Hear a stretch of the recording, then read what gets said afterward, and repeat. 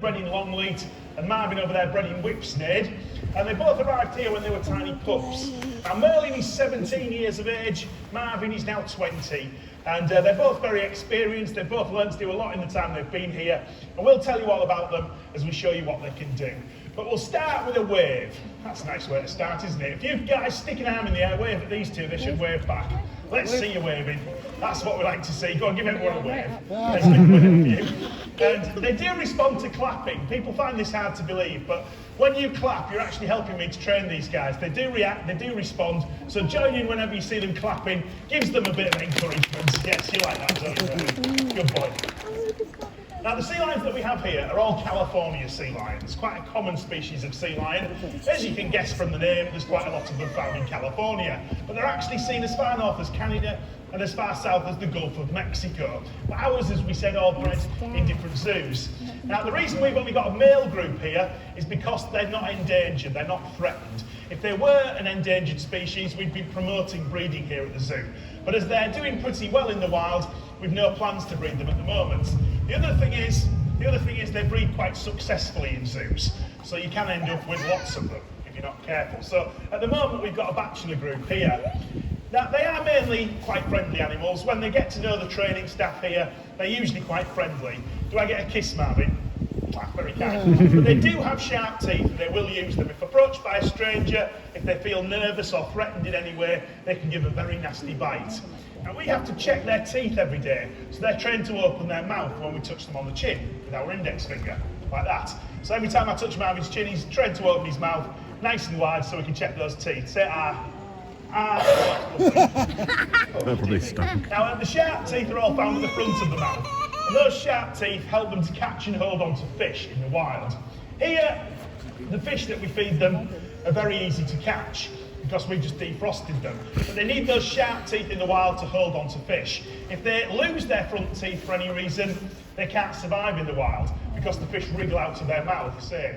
Here, if their front teeth fall out, it's not the end of the world, as we can still feed them defrosted fish. But in the wild, those front teeth are essential to them. Now, we train them all to open their mouth, just like Marvin, he'll do it too. Open wide, say ah. Yeah. And we train them all to blow their nose. If I touch Marvin on the nose, he does this. Louder. Oh, yeah, he blows his nose. Merlin loves doing this. Go on, blow. Oh, that's disgusting. That's trained for a reason. It's so we can take a mucus sample from them. They can suffer from infections in the nose and throat, which can be quite serious. If you teach them to do that, you can take a sample of what comes out. Yes, kids, I'm talking about a snot sample. And you can send that off to the lab. You can have it tested. You can have it looked at. And if there are any nasty bugs or bacteria in there, he can hold all his weight on his front flippers. Go on, show us how strong you are. Yeah, that deserves a clap. Well done, Merlin. Good demonstration there. Good boy. Now, people get confused between sea lions and seals. We've got no seals here at Flamingo Land, but you can see them around the coast here in Britain. Around the coast here in the UK, we've got grey seals and common seals that you can see on our beaches. And they're basically cousins of the sea lions we have here. There are more species of seal than sea lion, but they are very similar at a glance. However, you can tell them apart quite easily by just looking for their ears. On a sea lion, the ears stick out from the side of the head, just there. All species of sea lion have those ear flaps. Marvin hates me touching his ears, but I will do. There they are, they stick out there and there. Now, seals don't have ear flaps. They do have ears, of course, but a seal's ear is just a small hole on either side of the head. If the ears stick out, it's a sea lion. That's an easy way you can tell the animals apart. The flippers also give you a clue. Sea lions have much bigger front flippers than seals, because seals swim using their back flippers by moving them from side to side. A seal's front flipper, when they're fully grown, is at the top of the tower, Marvin. Look at how he walks. Now on land, these animals can walk on all fours. They can run, they can jump, they can climb steps. When he gets to the top, we'll see if he's brave enough to dive in. Let's give him a countdown from 3 to 1 and a big cheer if he dives in. Are you ready, Marvin? 3, 2, 1, jump! Yes, nice dive. Give him a clap for that, Merlin. Lovely dive there from Marvin. Very good indeed, on the belly. A bit like a giant caterpillar. Seals can't stand or walk on the flippers like sea lions can, because their flippers are simply not big enough to stand or walk on. And that's another easy way you can tell those animals apart. Good impression, Merlin. Very good impression. But first of all, we'll give Merlin a go at this. Now Merlin is pretty good at catching the hoops. If I throw them to him, he can stretch out his long neck and catch them over his head. We practice different things with the animals all the time. We give them these different toys to play with. We have to be careful what toys we give them, because anything that fits in the mouth can be a choking hazard, as it can with a young child.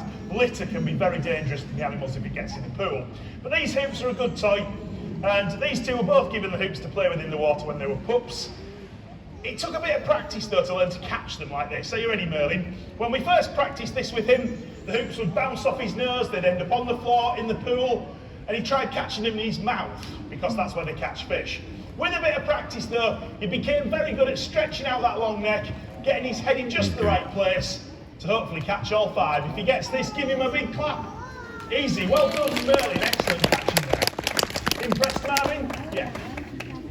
Marvin was impressed, but Marvin, being a bit older than Merlin by about 3 years, has had a bit more practice at this than Merlin. So we're going to make it harder for him. When we flip them, he's got to adjust his head at that second to make the catch. Stop trying to put him off, Merlin. Are you ready, Marvin? Watch carefully. Now, he can catch well because he's got binocular eyesight. These animals, like us humans, and like many predators, whoops, have 2 up quick before anybody sees. Quick. Strictly speaking, that's cheating, but we'll let him off, yeah.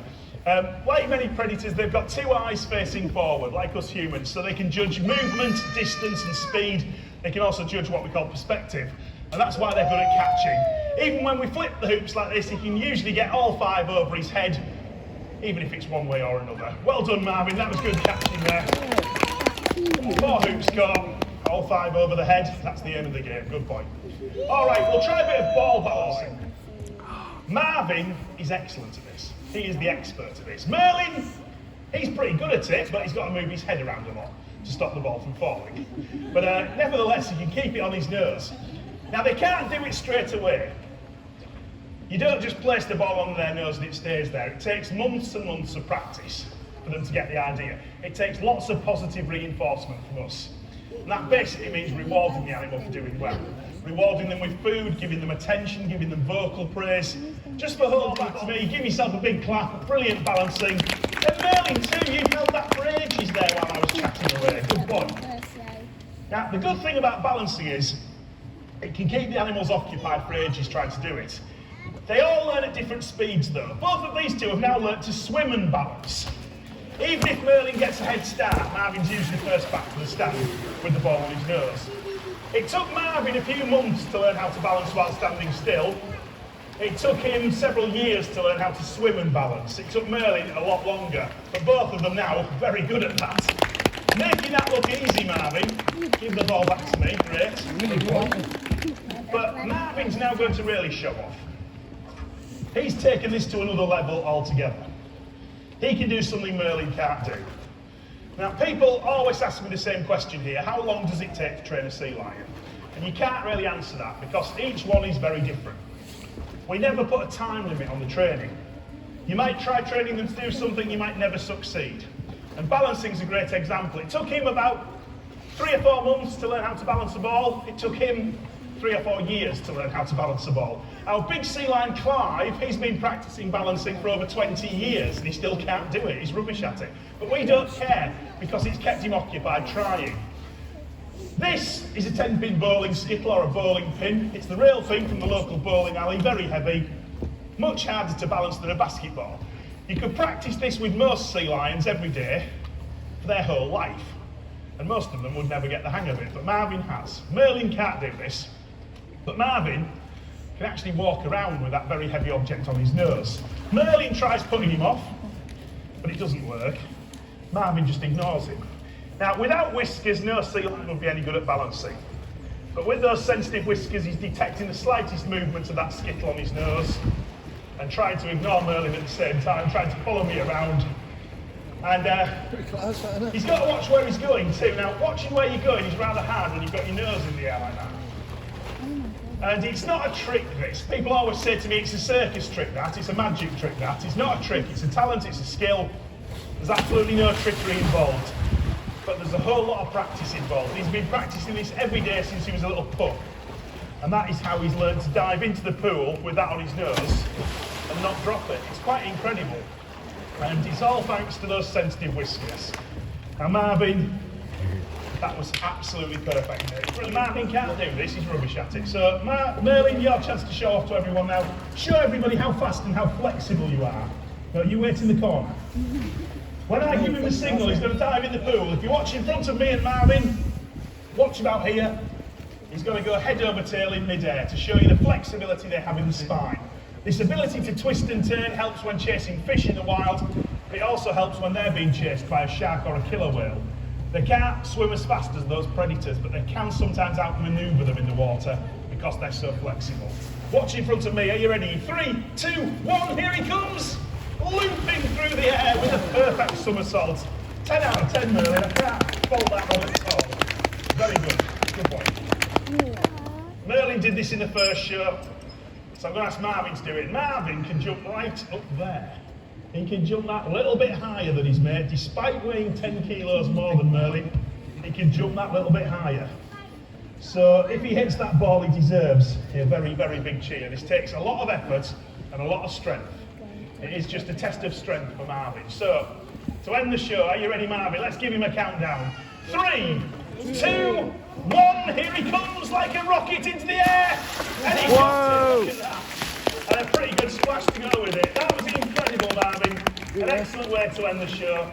Give yourself a big round of applause. Good boy. I like